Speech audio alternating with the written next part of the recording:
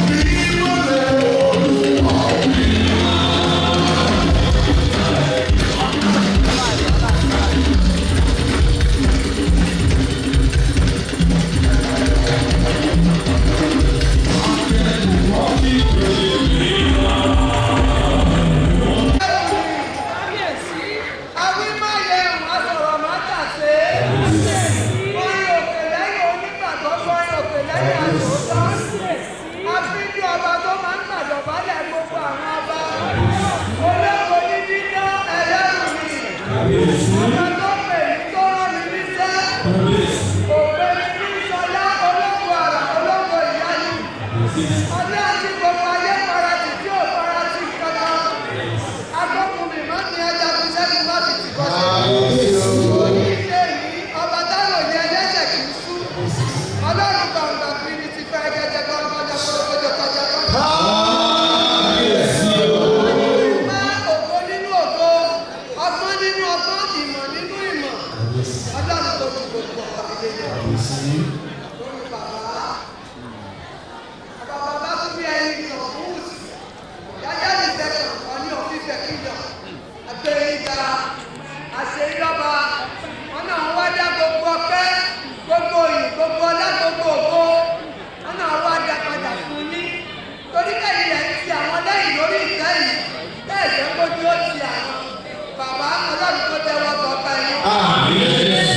Mo pàṣẹ gẹ́gẹ́ bí ikọ̀ àti ìrírí Olódùmarè. Dúró lórí àpáta ayérayé. Mo wà nínú ìwà ìyá ìjà. Mo fẹ̀jẹ̀ Jésù Kristi ṣáṣọ ìkórè.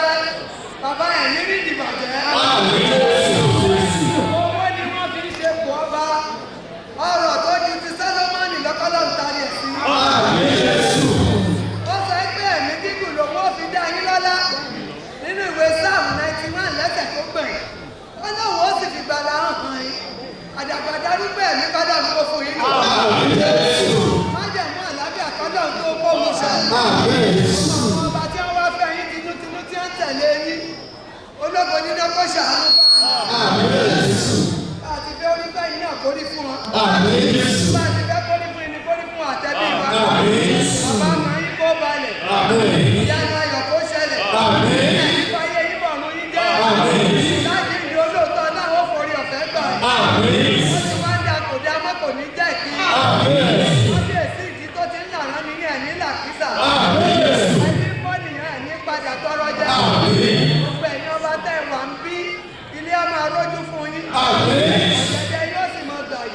Ilé ìlú máa rí kò dẹ̀ níyẹ̀. Ọgbẹ́ ìyọ́ náà á dà pọ̀ mọ́tà mímọ́. Láti fún ìgbélékè orúkọ Ọlọ́run. Gbogbo àpò tó ti wá jáde lọ́nà ẹgbẹgbẹ̀rún ọ̀nà ẹgbẹ̀rún láì níye kọ́lọ̀ fi rọ́pò. Olúwa wa.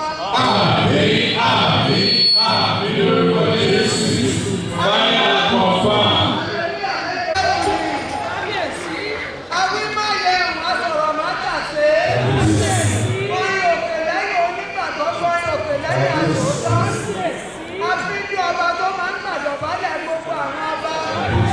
Ológo ní dídá ẹlẹ́rù mi. Ọba tó pè mí tó rán mi níṣẹ́. Òpè mi ní ìṣọlá ológo àrà ológo ìyanu. Ọdún àti gbogbo ayé farati tí ò farati kankan. Agbókun mi máa ń ní ẹja fi sẹ́gun bá fi tìkọ́ sí. Oníṣe yìí ọba táwọn yẹ ẹlẹ́sẹ̀ kì í sú. Ọlọ́run gbàǹgbà kiri ti fẹ́ gẹ́gẹ́ gbọ́ngàn kọ́lọ́kọ́jọ́ kọjá kọjá. Ògo nínú ògo, ọgbọ́n nínú ọgbọ́n, ìmọ̀ nínú ìmọ̀. Ọlọ́run tó ju gbogbo ọ̀pọ̀ ìdílé. Lórí bàbá tún bí ẹni ìtàn búùsì. Yáyá ní sẹ́kọ̀n kan ní òfìfẹ́ kíjọ. Àgbẹ̀yìnga, àṣeyọba, wọn náà wá dá gbogbo ọpẹ́, gbogbo ìyìn, gbogbo ọlá, gbogbo ògo. Wọn náà wá dá padà fún yín. Torí kẹ́yìn rẹ̀ ti àwọn lẹ́yìn lórí ìtẹ́ yìí. Bẹ́ẹ̀ jẹ́ kójú ó ti àwọn. Bàbá Ọlọ́run tó tẹ́wọ́ bọ̀ ọba yín.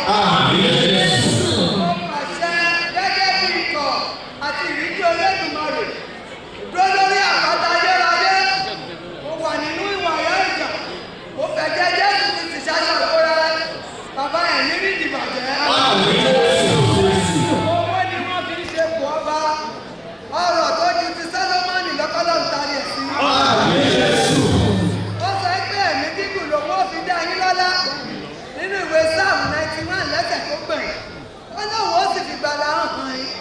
Àdàgbà darúgbó ẹ̀mí padà ń kó fún yín nù. Májẹ̀mú àlàáfíà kọ́lọ́ tó kó mu ṣe. Àwọn ọba tí wọ́n wá fẹ́ yín tinútinú tí ó ń tẹ̀lé yín. Ológo nínú kó ṣàánú fún àwọn. Àti fẹ́ orí fẹ́ yín náà kórí fún wọn. Àti fẹ́ kórí fún yín ni kórí fún àtẹ́bí wa.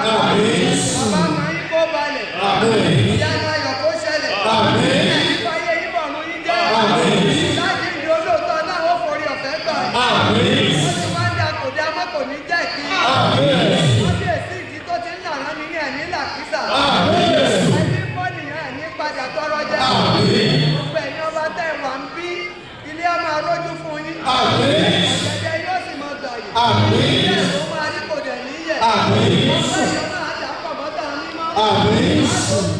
lékè orúkọ Ọlọ́run. Àmín. Gbogbo àpò tó ti wá jáde lọ́nà ẹgbẹgbẹ̀rún ọ̀nà ẹgbẹ̀rún láì níye kọ́lọ̀ fi rọ́pò. Olúwa wa.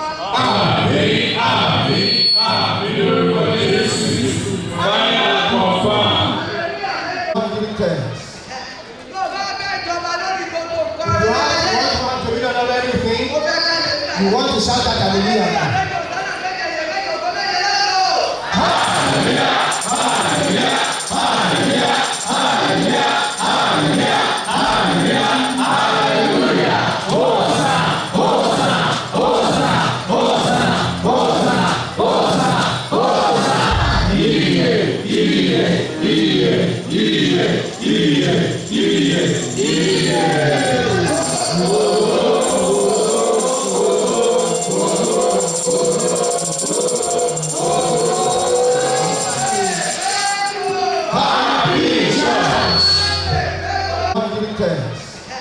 Tó bá fẹ́ jọba lórí gbogbo nǹkan You rẹ̀. want to be on everything. Mo fẹ́ ká lè gbà. You want to shout that hallelujah.